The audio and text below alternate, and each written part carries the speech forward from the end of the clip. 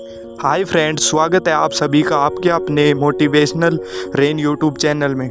आज मैं आप सभी को हीरे और कांच से जुड़ी रोचक और प्रेरणादायक कहानी के बारे में बताने जा रहा हूँ। इस कहानी को आप अंत तक सुनिएगा और ध्यानपूर्वक सुनिएगा, क्योंकि इस कहानी के अंत में एक आपके लिए अच्छी सीख छुपी हुई है। तो चलिए अब कहानी को शुरू करते हैं। एक समय की बात है, एक बार एक राजा का दरबार लगा हुआ था, लेकिन धूप में लगा हुआ था क्योंकि सर्दियों के दिन थे।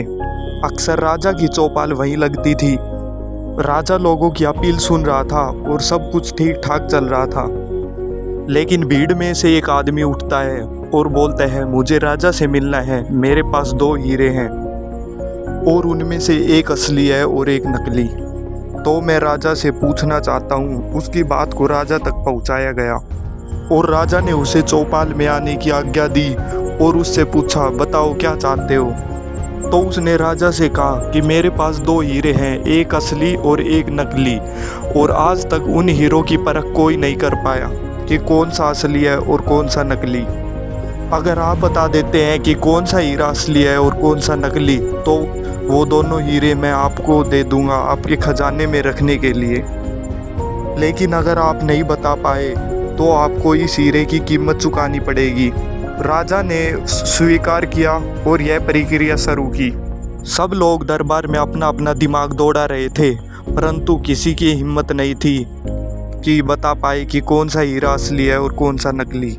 सबको यह भी डर था कि कहीं हीरा गलत बता दिया तो हीरे की जो कीमत है वो कहीं हमें ना चुकानी पड़ जाए।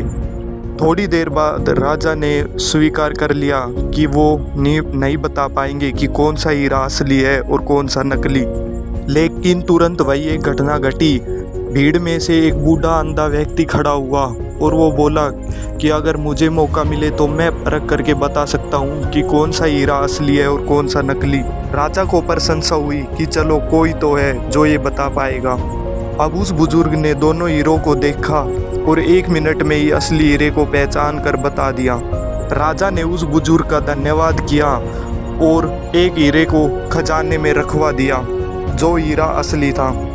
अब हीरे को राज्य के खजाने में ले जाने की तैयारी होने लगी और राजा ने उस बुजुर्ग से निवेदन किया कि आप बता सकते हैं कि आपने हीरे को पहचाना कैसे, अंधे होने के बावजूद भी।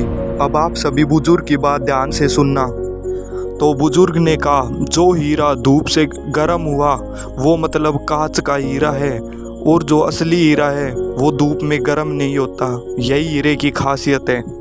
दोस्तों, हम भी तो कभी कभी नकली हीरे की तरह गर्म हो जाते हैं और इससे हमारे रिश्ते भी खराब हो जाते हैं। परिस्थितियाँ चाहे कैसी भी हो, मगर हमें हमेशा ठंडा ही रहना चाहिए, इसमें हमारी ही भलाई है। तो कुल मिला के बात यही है कि आप हमेशा हीरा बनिए, कांच नहीं। अगर यह मोटिवेशनल वीडियो आपको अच्छी लगी हुई हो तो हमारे चैनल को सब्सक्राइब कीजिए और बेल आइकन को प्रेस करना ना भूलें, ताकि फ्यूचर में आने वाली वीडियो की नोटिफिकेशन आप तक पहुंच सके।